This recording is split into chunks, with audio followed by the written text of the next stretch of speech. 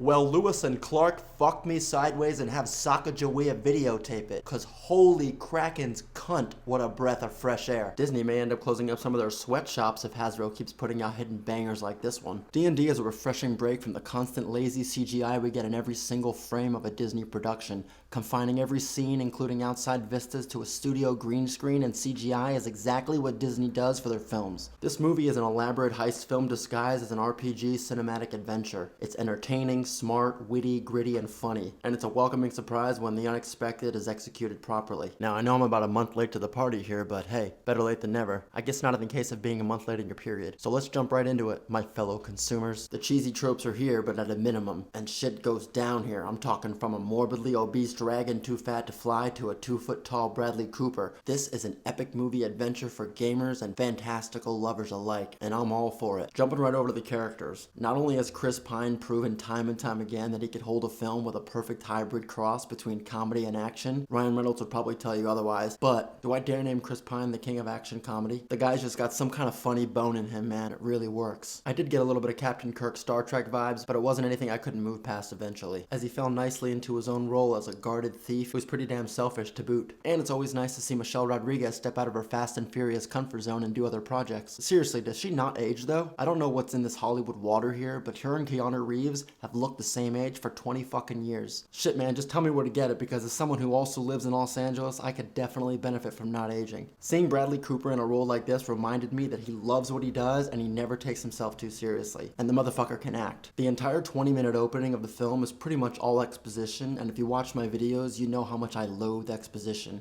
However, if I am to suffer through any exposition whatsoever, I definitely prefer it to be presented as it is here. It's much more digestible how they explain things, and it did a pretty decent job of laying the foundation of how the story is going to go. Now, as someone who isn't a huge D&D fan but plays RPGs like a hooker plays a skin flute, I can appreciate the way they presented the exposition here to us. Because while there will be undoubtedly exposition that has to be told in a heavily lore-based, deep-rooted story, especially for a massive game adaptation like this, and 99% of the time it's a slog to get through the boring, slow burn of a backstory story told. But here it actually works for what it was. Basically, when you need to tell a boring backstory to lay a foundation for what's to come, but you can distract me with comedy, good writing, acceptable characters, and high production value, then you're definitely going to stand out as a cut above the rest, especially at a time like this. Now, the characters themselves are not ridiculously complex, but they don't need to be here, and it works. Even if your characters have just a little bit of depth to them, as long as they aren't contrived, surface-level cardboard cutouts, and they live cohesively within the story, climax, and plot like they're used here, then I could be perfectly happy with that. Cohesiveness is key. It all has to work. Now, the film was just a little too long, but overall it did a great job capturing the essence of building a team and setting out on an epic RPG journey. The combination of a comedic wild ride coupled with some really creative scenes that the film throws at us only confirms that movies are finally getting better. I must say the practical special effects when used really work here. It gives it a much more tangible feel, yet still retains some mysticism. Now, don't get me wrong, there's still ample CGI in here because it needs to be used, but it's not absolutely chickenpox riddled with it like a Disney CGI infestation. To sum it all up, my fellow consumer, this gamer's quarry of a film is classic movie making. It's proof that Hollywood not only has great writers deep within their sexist entitled depths of backlash and activism, but Hollywood has a choice to make better films than what they choose to give us today. And that, my fellow consumers, is one of the main reasons why my production company exists, to develop, inspire, and become that very change that we all want to see in cinema, the revival of the golden age of cinema. The battle rages on against terrible, generic, subpar cinema, and D&D is on the front lines fighting for that golden age. Now go watch this movie. Help fight the good fight.